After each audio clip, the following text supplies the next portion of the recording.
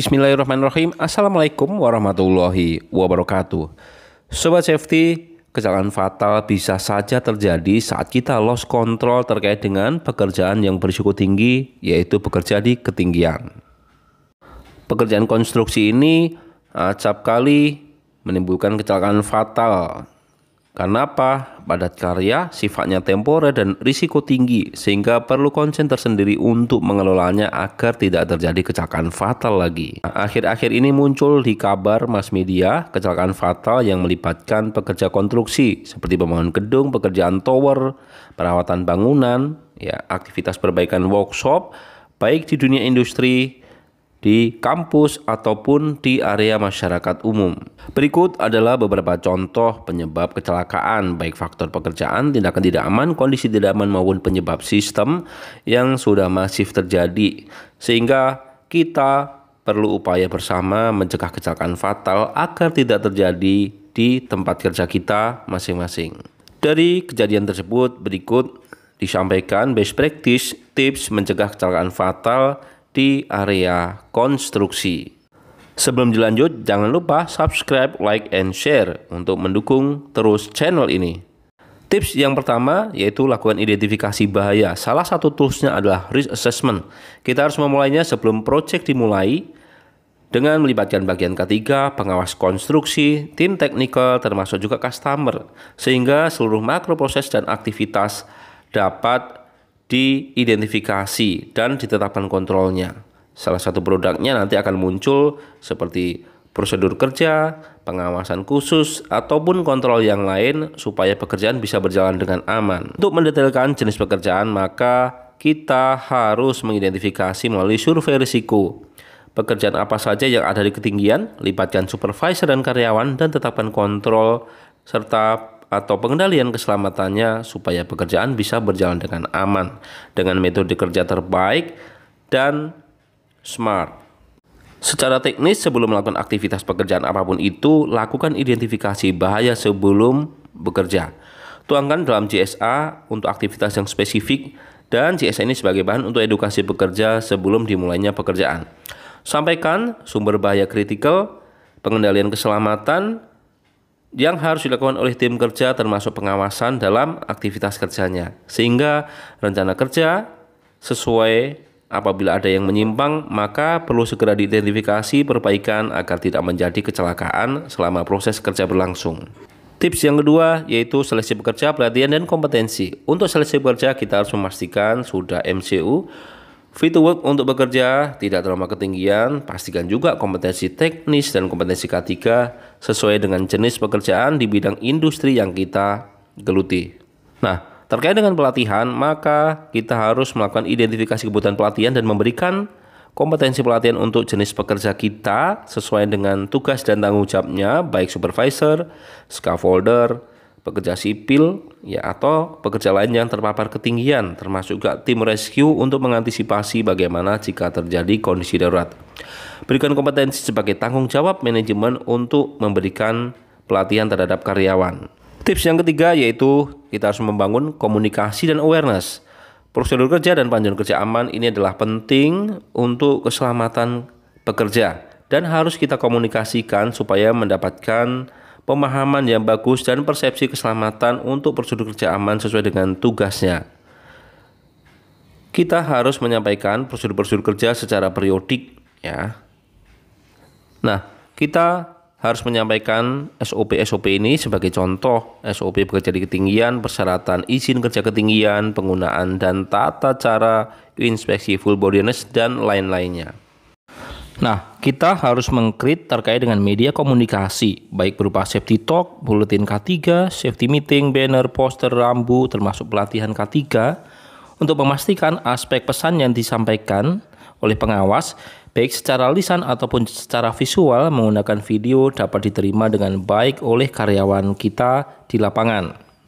Harus ada personel khusus yang kita dedikasikan untuk membuat safety campaign agar komunikasi prosedur bisa berjalan dengan efektif dan meningkatkan kualitas keselamatan di tempat kerja kita. Keempat, yaitu terkait dengan desain, pembelian, pemasangan, dan pemeriksaan kelayakan.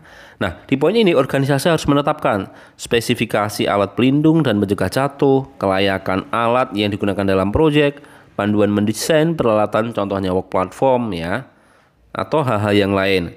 Sebagai contoh, hal-hal yang spesifik perlu diatur seperti scaffolding, anchor point, tangga portable, tangga permanen, main lift, crane, dan yang lain-lainnya. Tentunya standar acuannya mengacu dari regulasi pemerintah dan standar yang diacu oleh perusahaan, baik standar internal ataupun standar eksternal dari luar negeri ataupun dari luar perusahaan sebagai panduan bekerja aman. Untuk peralatan bergerak, untuk support pekerjaan ini seperti main lift, crane, itu harus diatur juga sistem kelayakannya dengan mekanisme commissioning dan pengujian yang dilakukan oleh pihak yang berkompeten secara teknikal untuk keselamatan pekerjaan ini. Tips yang kelima, organisasi harus menetapkan prosedur dan cara kerja sebagai panduan kerja aman yang dapat dipertanggungjawabkan. Contoh, prosedur kerja pengenalan kontraktor, pendirian scaffolding, dan lain-lainnya. Aktivitas yang belum memiliki SOP harus dibuatkan JSA sebelum dimulainya pekerjaan dan disampaikan kepada pekerja yang terkait agar pekerjaan terencana dan disiapkan serta dipatuhi dengan aman untuk mencegah terjadinya kecelakaan dalam proses kerja. Untuk mempermudah pemahaman karyawan, sebaiknya kita bisa memvideokan dari prosedur yang kita miliki. Contoh, prosedur bekerja di ketinggian, dalam hal ini inspeksi di area tower. Video ini akan meningkatkan risk perception terhadap keselamatan dan peningkatan awareness karena ada teknik secara visual yang dapat dilihat oleh karyawan sebagai panduan kerja saat melakukannya secara aman. Kita dapat memutarkannya dalam sesi pelatihan, kemudian sebelum pekerjaan berisiko tinggi termasuk saat kita melakukan observasi apabila menemukan kondisi atau tindakan tidak aman. Kita segera masukkan ke ruangan untuk merefresh agar pemahamannya lebih baik lagi dan bisa bekerja dengan aman. Nah, selanjutnya adalah di tips yang keenam mengenai pemeliharaan. Organisasi harus menetapkan jadwal pemeliharaan, baik alat berat, alat penyelamat, kemudian melakukan identifikasi seluruh peralatan, APD, serta mencatatnya. Tentunya, pemeliharaan terkait dengan alat atau peralatan kerja ini harus mengacu pada manual pabrik pembuat supaya sesuai dan tidak terjadi kesalahan secara mekanis yang dapat mempengaruhi usia ataupun kehandalan alat. Terkait dengan pengendalian keadaan darurat, organisasi harus menyiapkan rencana darurat dari pekerjaan konstruksi. Beberapa contoh seperti prosedur penanganan darurat, bekerja tergantung di ketinggian, manual prosedur darurat, proyek konstruksi, serta menyampaikan kepada pekerja secara periodik. Berikut ini contoh cakupan rencana darurat yang ada di pekerjaan setidaknya bisa menjelaskan terkait dengan teknik pengambilan karyawan yang cedera, alat penyelamat yang digunakan, kelengkapan full arrest untuk penyelamatan, ketersediaan tim emergency response, media komunikasi, dan nomor emergency yang bisa dihubungi untuk bantuan keadaan darurat. Berikutnya, untuk menguji respon karyawan, maka harus lakukan simulasi keadaan darurat secara reguler. Nah, dari simulasi ini kita harus juga lakukan evaluasi terkait dengan peralatan, emergency response team, komunikasi, kesesuaian prosedur, penanggulangan darurat, koordinator keadaan darurat, kecukupan sumber daya, serta sistem kontrol atau isolasi sumber bahaya.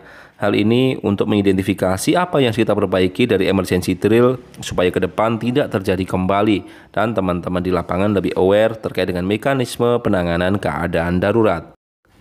Nah, berikutnya di tips yang ke-8 yaitu inspeksi dan observasi. Organisasi harus menetapkan frekuensi inspeksi peralatan kerja, APD, dan fasilitas pendukung dengan menggunakan checklist yang dilakukan oleh personel yang berkompeten dengan mengikuti petunjuk dari pabrikan alatnya.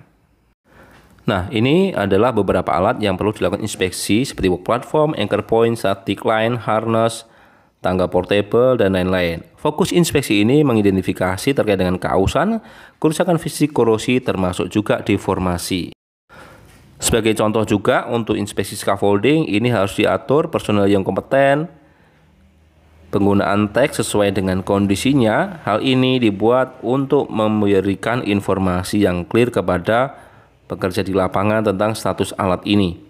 Hal ini bertujuan untuk mencegah peralatan yang rusak digunakan sehingga dapat menyebabkan kecelakaan. Perusahaan juga perlu mengatur mekanisme pelaporan kerusakan alat dan menindaklanjuti serta personil yang bertanggung jawab melakukan perbaikan terhadap fasilitas kerja, APD, dan alat-alat pendukung sehingga semuanya bisa termaintain dengan baik. Nah, berikutnya adalah observasi. Observasi ini dilakukan oleh pengawas yang bertujuan untuk memastikan prosedur dijalankan dengan baik sesuai dengan pakem yang sudah ditetapkan. Intinya, observasi ini bertujuan mengidentifikasi kondisi tidak aman, tindakan tidak aman, serta melakukan perbaikan segera agar tidak terjadi kecelakaan. Pengawas harus men-stop segera apabila ada kondisi atau tindakan tidak aman. Termasuk juga harus dibekali pelatihan observasi agar dapat melakukan tugas kepengawasan dengan baik. Sehingga jika menemukan kondisi atau tindakan tidak aman, stop segera, komunikasi dengan pekerja agar bisa dikendalikan dan pekerjaan bisa kembali berjalan secara aman sampai selesai. Demikian disampaikan, semoga tips keselamatan ini bermanfaat dan kita bisa bekerja sehat, selamat, aman, dan produktif. Dan akhirul kalam, assalamualaikum warahmatullahi wabarakatuh.